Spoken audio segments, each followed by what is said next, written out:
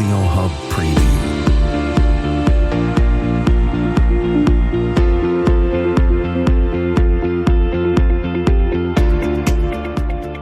Bonjour à tous, je suis ravie d'accueillir aujourd'hui le docteur Patricia Rano-Barter pour nous parler de puberté précoce et perturbateurs endocriniens. Le docteur Rano-Barter est pédiatre, endocrinologue à l'hôpital Saint-Vincent-de-Paul à Lille et au cabinet libéral à Lambersart, à côté de Lille.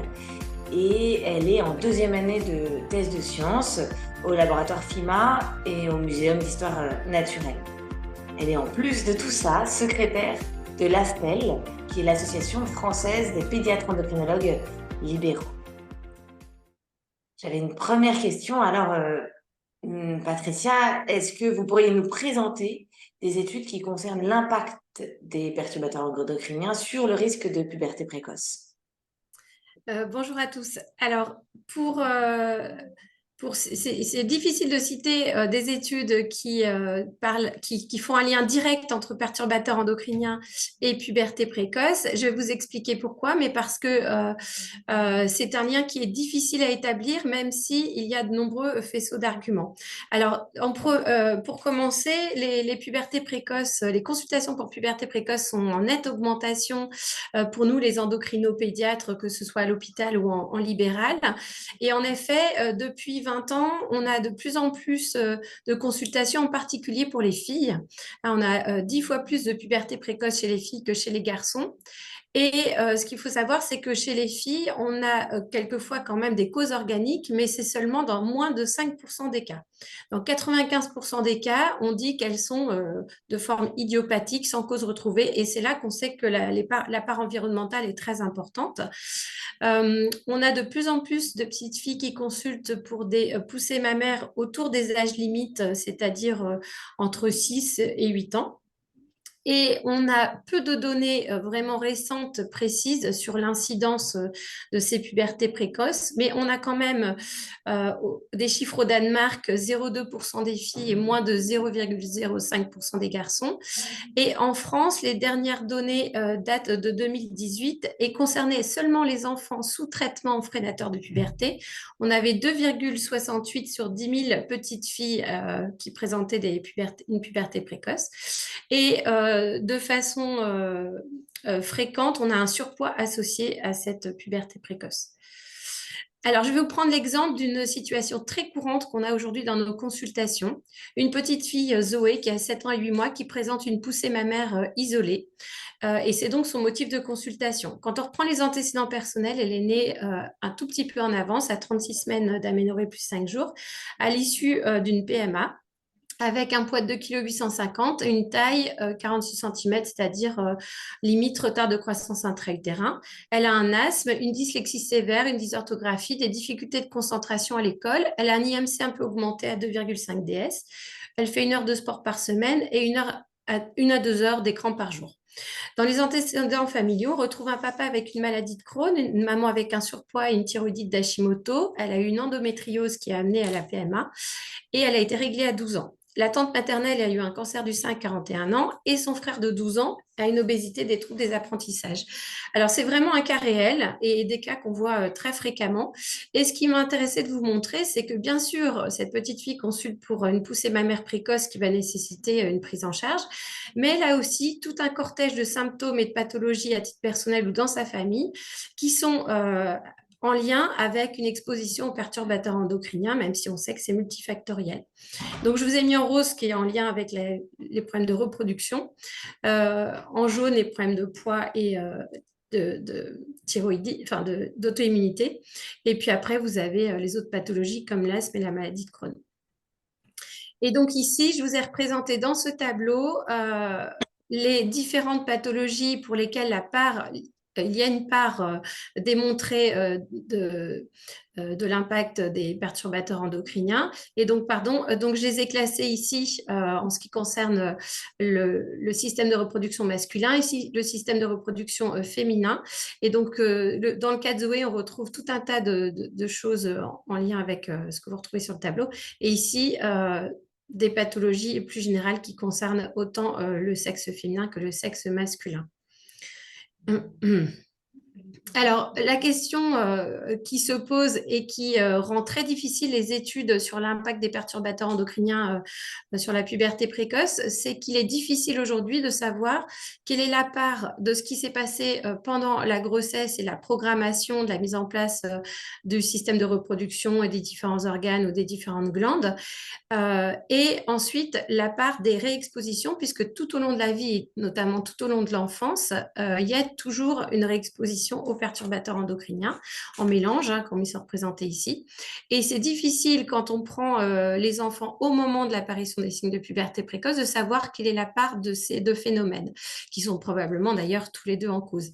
Et il y a peu d'études qui font le point là-dessus. On a ici une revue en 2022 qui essaie de faire la part des choses. Et finalement, il y avait uniquement suffisamment de preuves pour montrer que l'exposition postnatale au phtalate pouvait être associée à une télarge, c'est-à-dire une poussée mammaire précoce, ou une pubarche plus tardive.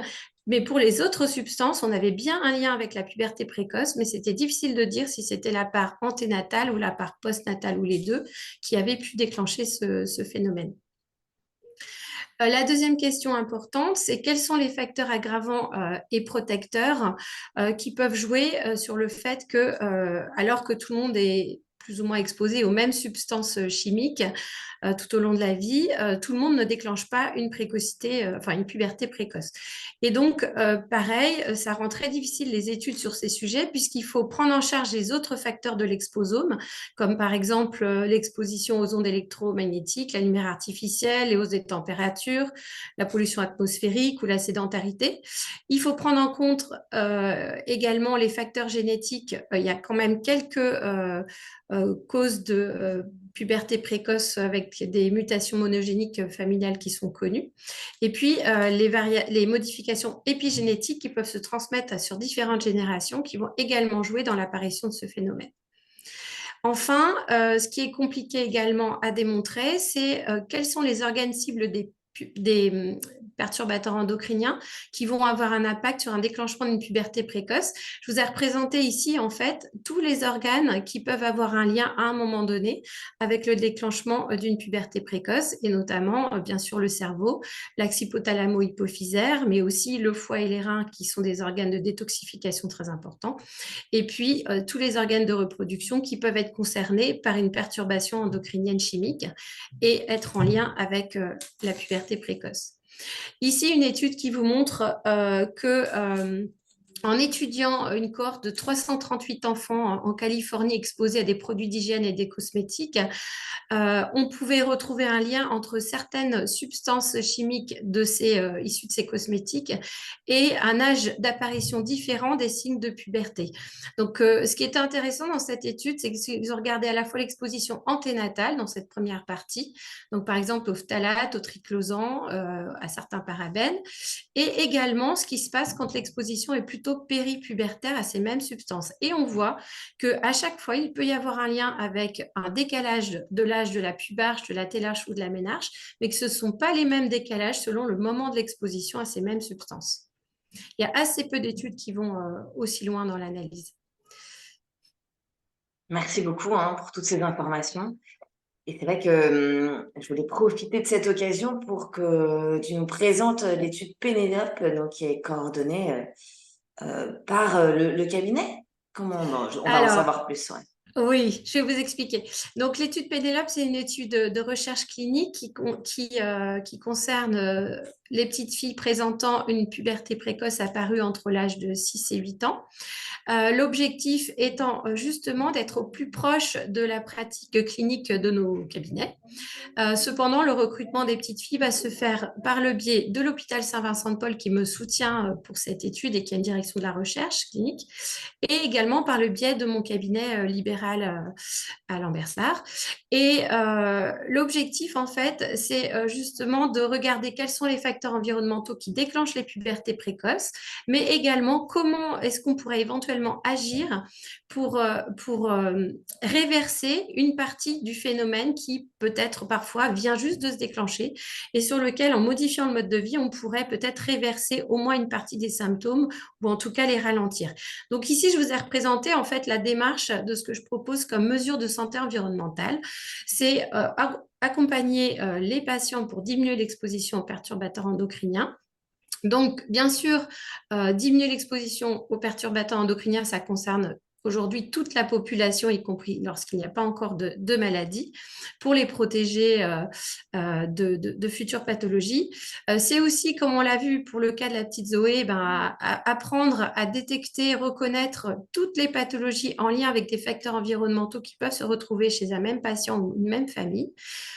Et surtout, ce qui nous manque aujourd'hui, c'est le volet savoir mesurer les expositions et avoir des outils pour nos consultations.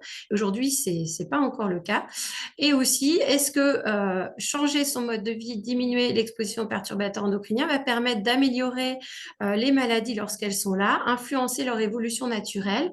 Probablement oui, mais encore faut-il des études interventionnelles pour le démontrer. Et donc, voilà, l'étude Pénélope va vraiment faire cibler ces deux aspects, développer des outils pour mesurer l'exposition des enfants et puis ensuite voir si on peut améliorer l'évolution naturelle de la puberté précoce, éviter un traitement médical dans certains cas grâce au changement. Donc ici, le design de l'étude, on va recruter 50 petites filles sur 2 ans qui ont une poussée mammaire apparue entre 6 et 8 ans. L'objectif étant de les voir très vite après le début des symptômes. On a déjà inclus 9 petites filles dans l'étude. On fait un bilan très complet qui est à la fois biologique, qui également une imagerie de leur masse grasse, de leur sein, de leurs organes génitaux internes. On fait une évaluation de leur exposition aux perturbateurs endocriniens en anténatal et en péripubertaire grâce à un long questionnaire qui fait avec les parents. Et on prévoit des dosages de perturbateurs endocriniens dans les cheveux, dans les urines, pour rechercher les différents marqueurs d'exposition. Pendant 3 mois, on les accompagne afin de diminuer leurs expositions aux perturbateurs endocriniens. On fait un coaching à distance. Et au bout de 3 mois, on refait un hôpital de jour, une visite dans laquelle on reprend tous les éléments de la première visite et on regarde notamment comment évolue cette puberté précoce. Est-ce qu'elle nécessite un traitement médical? Est-ce qu'elle a ralenti? Est-ce qu'elle a disparu? Voilà, et on essaie de mesurer la variation de tous ces paramètres pendant la période de 3 mois. Donc tout ça, ça repose sur mon expérience clinique parce que ça fait quelques années déjà que je fais ça et que j'ai l'impression de pouvoir permettre dans un certain nombre de cas éviter un traitement médical et permettre que l'enfant ait une amélioration clinique parfois assez franche de ses symptômes, au moins temporaires.